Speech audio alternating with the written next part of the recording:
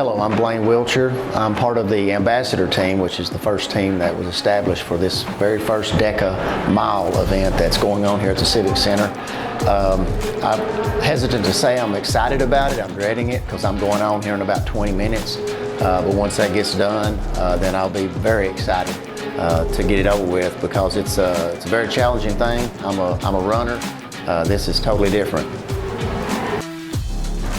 Great race, highly competitive, tough race. Had some guys in my group today, super fast runners, cardiovascularly they're awesome.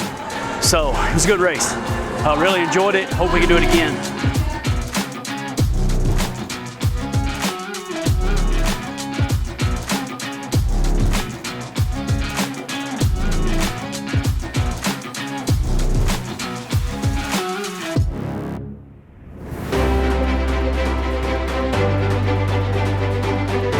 Welcome to another edition of Community Insight.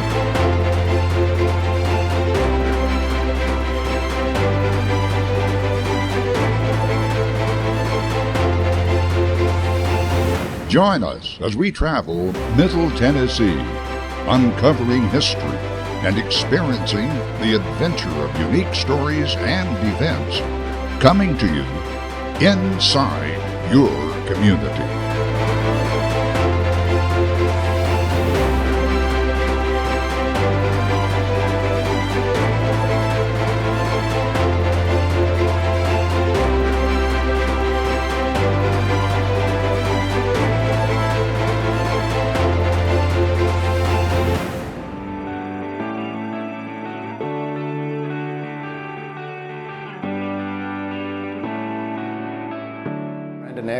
Who runs Carbide CrossFit reached out to me and asked me what I thought about this event. It's a Spartan event.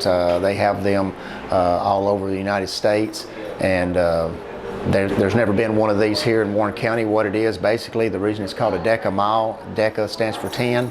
There's 10 different exercises that you do. In between each of those exercises, you run 1/8 of a mile. So there's a lot of running involved intermittently, and at the same time you're pushing your body physically at each of these stations. And where's the folks coming from that's coming to this? They're coming from all over the state. This is, I know we had over 125 registered earlier in the week, and I know there's been more come on at the end. So I guess we'll have to look at all the information after it's over to know exactly who came from the furthest. But there's people from all over the state, and I believe there's some coming from out of state as well to do this, because there's not a lot of these events that are around this area. And so it's a pretty big deal to get one here. Well, we've got a lot of good sponsors that's come on. Of course, the Milner Recreation Center was one of our first corporate sponsors by allowing us to use this facility. One of my favorite sponsors, Dr. Pepper Sundrop, came on. Black Rifle Coffee. There's just a lot of good sponsors that have come on and joined this event to make it happen. We've got a diverse group of people here. That's one of the good things about the team that I'm on, the ambassadors. We've got 2 county commissioners, me and Carleen Brown. We've got the mayor, Ryle Chastain. We've got the public works director. We've got people from all walks of life here represented. We've got people from their 20s. Well, we got people from their teens to their 60s, and so it's a diverse group of people. And basically, what it's about, and like I said, I'm a runner. I don't do this stuff normally. It's pushing yourself, see what you're capable of.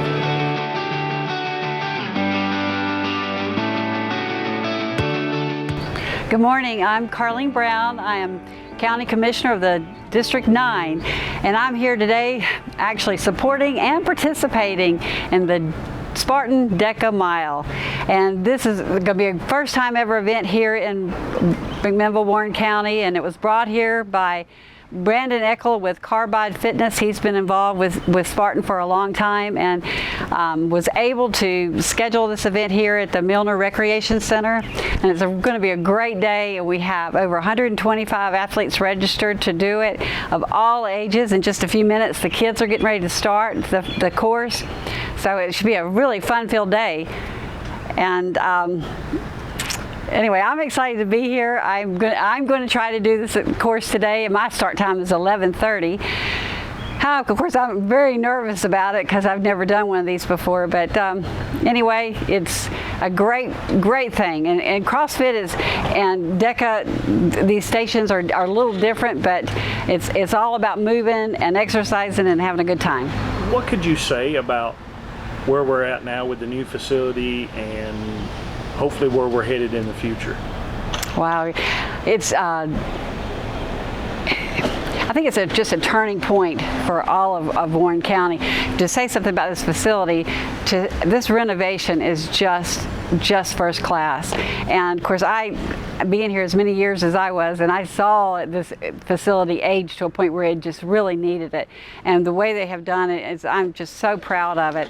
And it's just going to showcase an event like this today and many, many more. But the growth here in Warren County, when you say where we are at right now, things are changing so much. I mean, we've got 2 subdivisions of over 400 houses getting ready to go under construction and new people moving here every day. And this is such an attraction to that, as well as industries. We're at a turning point where people now, when they come here and they want medical facilities, good schools, and good recreation, and of course, and the churches too in our community. So this is like a foothold to attract people. So we're at a good point here. 3, 2, 1, go! Hey guys, just to give a little bit of an explanation about what's going on today, what these Spartan racers are doing with this 1 mile race. It's a 1 mile race, but it's split up into 10 different laps. And each of those laps has a zone that is associated with it. So in zone 1, they're going to be doing some reverse lunges. Going into zone 2, they're going to be using a rowing machine. Going into zone 3, they'll be doing some box step-ups and overs. Going into zone 4, they're going to be doing sit-ups.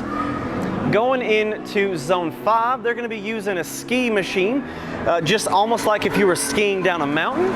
Zone 6, they're going to be doing some farmer carries. They're just going to carry a weight in their hands and make a few trips, a few laps. Into zone 7, they're just going to sit on a stationary bike and they're going to bike for a certain amount of distance. Going into zone 8, they're going to take a medicine ball and they're just going to kind of toss it over their shoulders. Zone 9 is where the real fun happens, and they're going to be pushing and pulling a magnetic torque tank. And they're going to finish the race up with zone 10, which is a Spartan Ram burpee. So a Ram is a ground up car tire that is made in Ireland, and it basically stands for recycling and movement. That's what RAM stands for. So zone 10 is where the magic happens and they get their DEKA mark, and they're going to do some Spartan Ram burpees.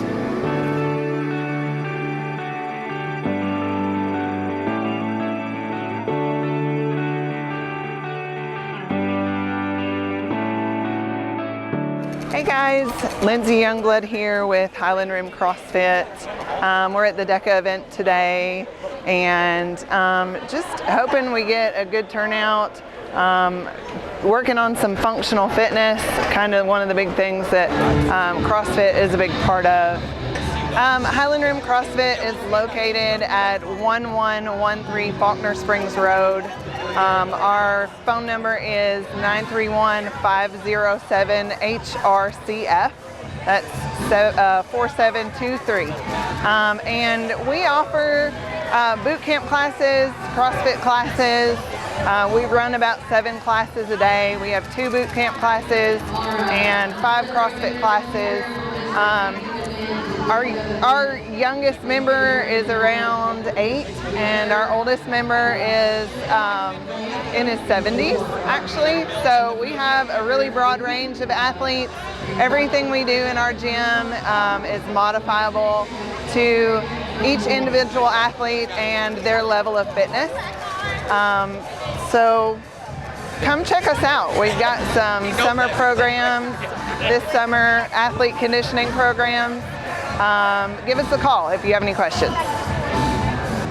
Hello, my name is William Upton. I'm with Iron Tusk Tattoos at 215 East Main Street here in McMinnville, Tennessee. We're really happy to be sponsors of this Spartan race today. because we think it's awesome that people are getting out, especially after being out of lockdown, and getting healthy and just enjoying the beautiful summer day. So we hope to see you and do your next tattoo. Rock on. Hi, my name is Wanda Redmond, and I am with Mary and Martha Products. We're a faith-based company, but we've been very fortunate that we've been able to come to this first ever DEKA event here in McMinnville, Tennessee at the Civic Center. It's amazing, y'all, to see all these people, athletic and not so athletic, to come in and do all these events. We got a lot of great sponsors and vendors here. But y'all got to see all these activities, people keeping their body in physical conditions, and Mary Martha can help keep them in the spiritual conditions as well. You can visit me on marymartha.com. Look up your consultant. My name is Wanda Redmond. I would love to have you to join our website. I'm also on Facebook. If you look up Wanda Redmond on Facebook, Mary Martha Consultants, you'll also find that we do a daily devotion, and we would love to have you to join us. Have a blessed day.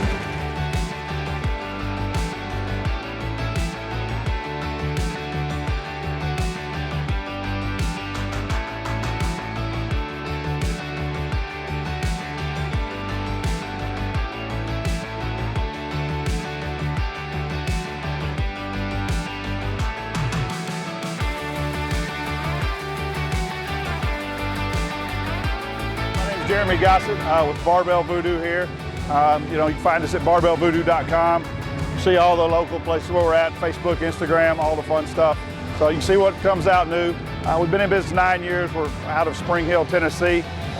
We have the most fantastic shirts on the market, so we like to make fun of pop culture and all the fun stuff there. So fitness doesn't have to be so serious. But we also have, we manufacture our own shorts. So we have women's shorts, men's shorts, sports bras, all the things like that. Love for you to come check us out. Barbellvoodoo.com. Thank you. I'm Blaine Wiltshire. I'm a member of the Ambassadors DEKA Mile team, and most of us on our team have just finished. We had the second run out, and it's a little bit more than what you train for. We've been training for quite a while, getting ready for this, but when you come out here on competition day, your adrenaline kicks in, you push yourself a little bit harder, and let's just say those medals that we're going to get at the end of this, we've earned them. All your local programs is home to you. Community Network Productions invites you to check out our website. That's communitytvtn, all one word, .com. Also, we're on YouTube. Check out our YouTube channel on your smart TV or any mobile device, or simply just Facebook and Instagram. We'd also like to hear from you with show ideas, or if you got a question about a show. Email us at communitytvtn@gmail.com.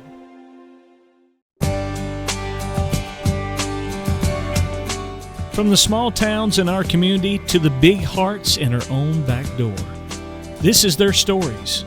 This is a part of their life shared with you.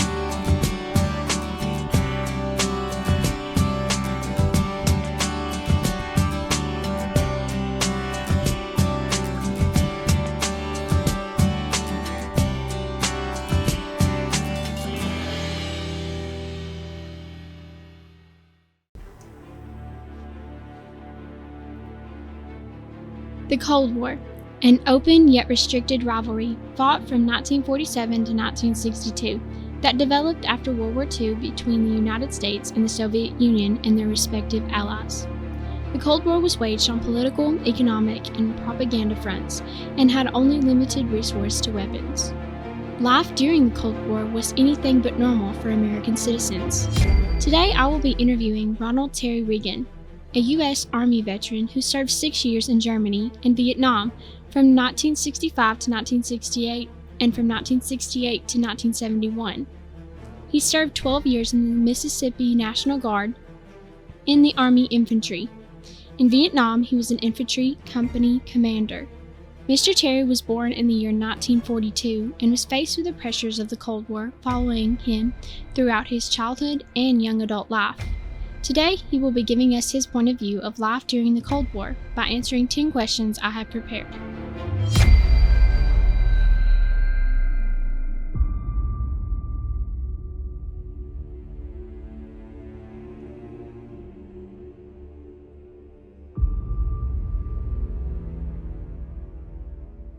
we had just come out of World War II. Our country was, at that time, probably the most powerful country in the world. We were a superpower then.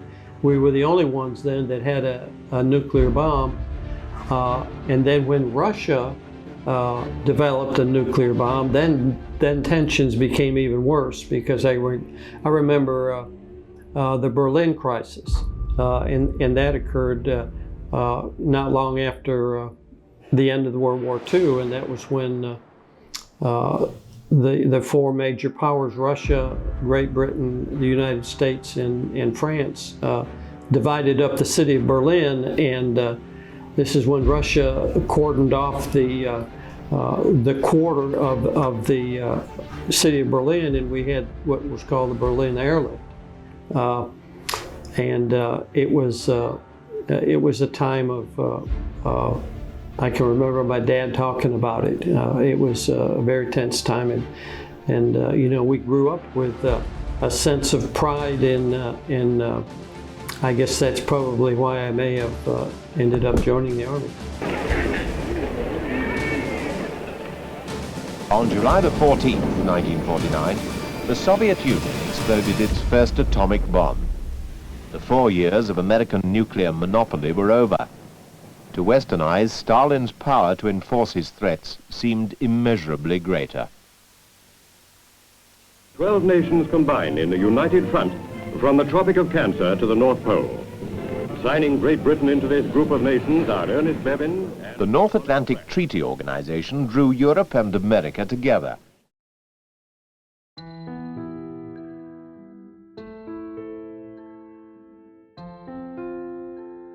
A time where our country was constantly, we weren't at war, because they called it the Cold War, but we were at war with words, and typically this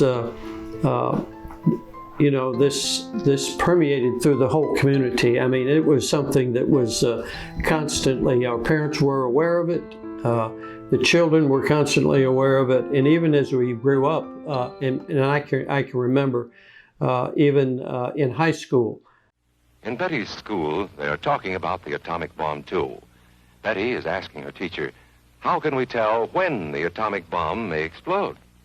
And her teacher is explaining that there are two kinds of attack, with warning and without any warning. You may be in your schoolyard playing when the signal comes. That signal means to stop whatever you are doing and get to the nearest safe place fast. Always remember, the flash of an atomic bomb can come at any time, no matter where you may be. Yes, we had air raid drills quite often, several times a week. And when we had the drills, I can remember we would have to get under our desks, cover our head and our neck.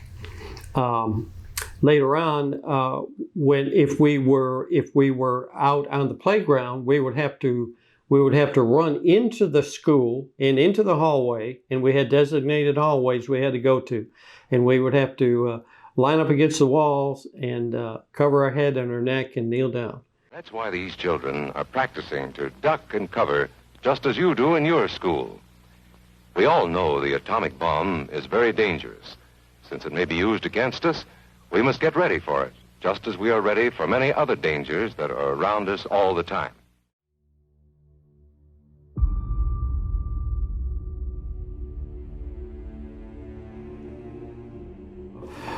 As kids, I can remember that we lived in a rural place, and we had a hill right behind our house, and I can remember the Dog Hill Gang and the Spring Street Gang, which I belonged to. We would go up on the hill and we would dig bomb shelters, and we would have contests to see who could dig the best and the neatest bomb shelter, and we would have everything in there. We would steal all kinds of food from the house and take it up to our bomb shelter.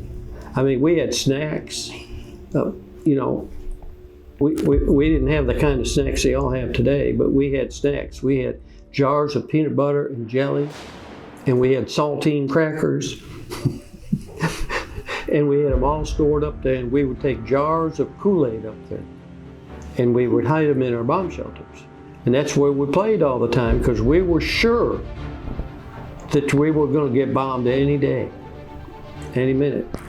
So every time we got out of school, we'd run to the bomb shelters and play. So we made a game out of it, but it was really a serious thing that we, we everyone participated.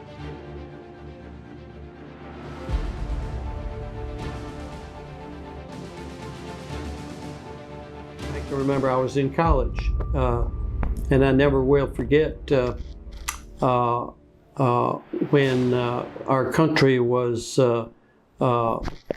when President Kennedy was the president, and he declared a quarantine. He didn't call it a blockade, but he declared a quarantine around Cuba, because Russia at that time was in the process of building missile sites in Cuba, and Kennedy declared that they would have to take those out, and so it was a pretty tense moment. I can remember because I was in college, and the defense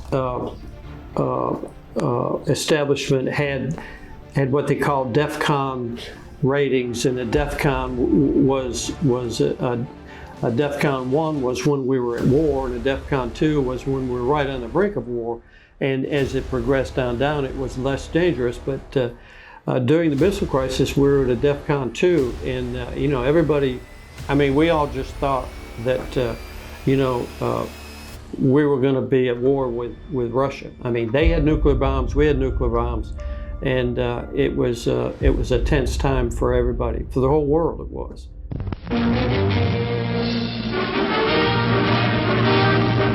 Good evening, my fellow citizens. This government, as promised, has maintained the closest surveillance of the Soviet military buildup on the island of Cuba. Within the past week, unmistakable evidence has established the fact that a series of offensive missile sites is now in preparation on that imprisoned island. The purpose of these bases can be none other than to provide a nuclear strike capability against the Western Hemisphere. It was a commonplace discussion at our home. I can recall my dad talking about how destructive the nuclear bomb was that we dropped on Japan during World War II, and how it killed just hundreds of thousands of people. And we were frightened that that Russia would do the same thing to us. It was a scary time. What to do? It could hurt you in different ways. It could knock you down hard, or throw you against a tree or a wall. It is such a big explosion, it can smash in buildings and knock signboards over and break windows all over town. But if you duck and cover like Bert, you will be much safer. You know how bad sunburn can feel. The atomic bomb flash could burn you worse than a terrible sunburn, especially where you're not covered.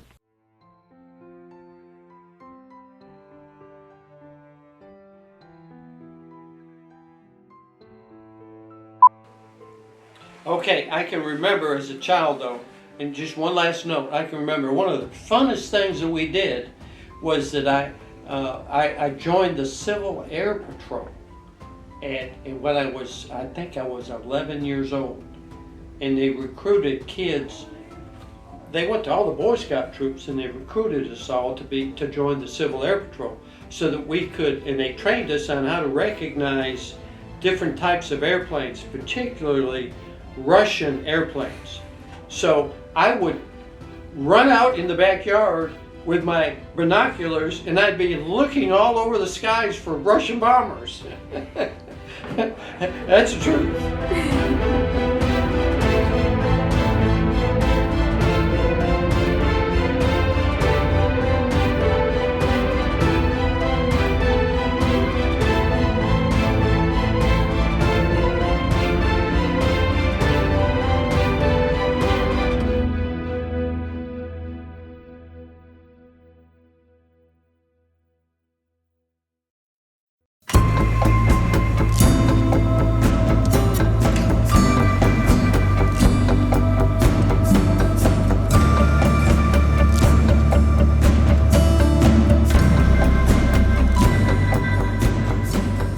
appreciate you talking to me. I'm going to get some interviews from other people, you know, Yes, find out sir. what they're doing out here and maybe get some shots of the canoes and the horses. But best of luck to you. Hope this works out. I hope it's a good thing. I know it's going to be. Get good participation in it. Get everybody working together, and let's just clean up all of Warren County. Happy trails, my All right, friend. happy See trails to you tomorrow. guys. Thanks.